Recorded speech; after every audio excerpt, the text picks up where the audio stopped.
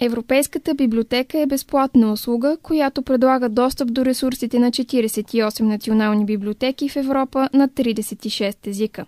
Тя предлага едновременно дигитални ресурси, книги, постери, географски карти, звукозаписи, видеоматериали и други, както и библиографски ресурси.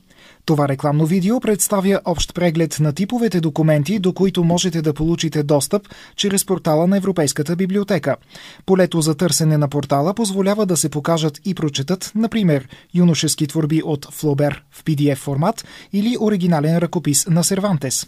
Чрез прости кликвания можете също така да видите картина от испанския поет Густаво Адолфо Бекер, прелюдия за роял от Шопен или литургийната музика Клавис Коели.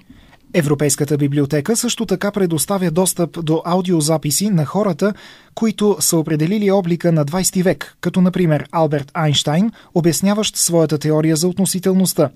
Тя съдържа и красива колекция от географски карти, изобразяващи историческите градове на Европа, като Прага, Лисабон или Лондон.